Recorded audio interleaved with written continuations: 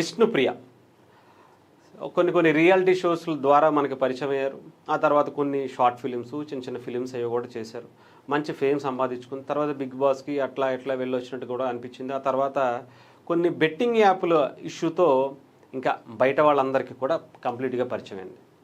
అయితే ఎందుకో ఏమో కానీ ఆ బెట్టింగ్ యాప్లు సావాసమా ఇంకో ఏంటో తెలియదు కానీ ఎలాగోలాగా డబ్బులు సంపాదించేయాలి అనే దాని మీద ఏమన్నా కాన్సెప్ట్ పెట్టేసుకున్నారో ఏంటో తెలియట్లే కొంతమంది సెలబ్రిటీస్.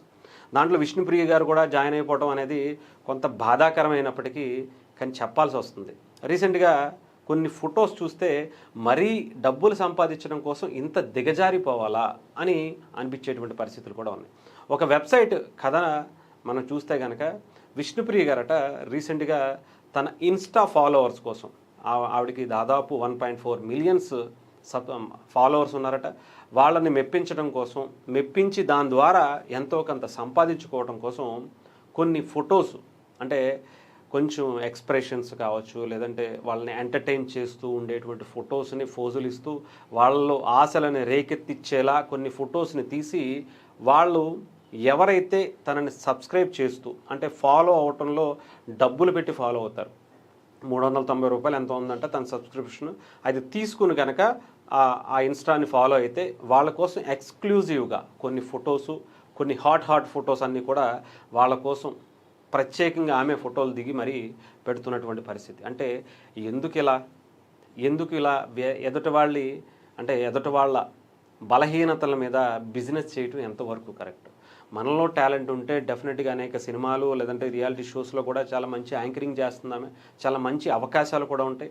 అలాంటి ఈ టైంలో మరి ఎందుకు ఇలా చేస్తుంది అనేది కొంత ఒక వెబ్సైట్ ఇచ్చినటువంటి కథాంశంగా మనం చూసుకోవచ్చు. బట్ ఇది కూడా ఆలోచించుకోవాలి. విష్ణుప్రియ గారు డెఫినెట్గా సమాజంలో మంచి పేరుంది, మంచి కాంటాక్ట్స్ ఉంది, ఒక మంచి హుందాగా వెళ్ళవలసినటువంటి ఒక మహిళ ఇలా అంటే ఎదుటి వాళ్ళు కమెంట్ చేసే విధంగా, ఎదుటి వాళ్ళు ఇలా తిట్టిపోసేటువంటి విధంగా చేయటం అనేది కరెక్ట్ కాదేమో కూడా ఆలోచించుకోవాలి. ఎందుకంటే సమాజంలో డెఫినెట్గా ఎదుటి వాళ్ళ బలహీనతల మీద ఇలా బెట్టింగ్ యాప్లు కావచ్చు లేదంటే ఇంకొకటి కావచ్చు ఇలాంటివి ప్రోత్సహించి గతంలో విమర్శలు ఎదుర్కొన్నారు. ఇప్పుడు కూడా సోషల్ మీడియాలో అలాంటి ఫొటోస్ పెడతంతో సోషల్ మీడియా అంతా కూడా విమర్శిస్తున్నటువంటి పరిస్థితి కూడా కనిపిస్తుంది. ఏంటి ఇంత దిగజారాలా, ఇంత డబ్బుల కోసం దేనికైనా సరే చేసేస్తాము అనేటువంటి ఒక ఇండికేషన్ ఇవ్వాలా, ఎందుకు ఇలా చేస్తున్నారు అనేది కూడా ఉండాలి. బట్ ఆమెకు ఉండేటువంటి రీజన్స్ ఏంటో తెలియదు. ఆమె ఎవరినన్నా అప్రోచ్ అయ్యి ఏదన్నా ఒక యాడ్ ఫిల్మ్కో లేదంటే దీని గురించి అన్నా ఉండేటువంటి ఆ ఫొటోస్ని ఏమన్నా రిలీజ్ చేసుకున్నారా అనేది కూడా క్లారిటీ రావాల్సి ఉంది. బట్ ఏదేమైనా కానీ ఇలా తన ఫాలోవర్స్ కోసం డబ్బులు పెట్టి ఒక సబ్స్క్రిప్షన్ తీసుకున్న వాళ్ళ కోసం ఎక్స్క్లూజివ్ కంటెంట్ వేరే విధంగా కూడా చాలా రకాలుగా ఇవ్వచ్చు. ఒక మంచి కంటెంట్స్ అంటే కొన్ని వీడియోస్ సమాజానికి ఉపయోగపడేవి లేదంటే ఏదన్నా మంచి కామెడీ ట్రాక్తో కూడినటువంటి ఒక చిన్న రీల్స్ లాంటివి చేసి పెట్టచ్చు. బట్ ఇలా చేయటం అనేది కరెక్ట్ కాదు అనేది సోషల్ మీడియాలో మాట్లాడుకుంటున్నటువంటి మాట.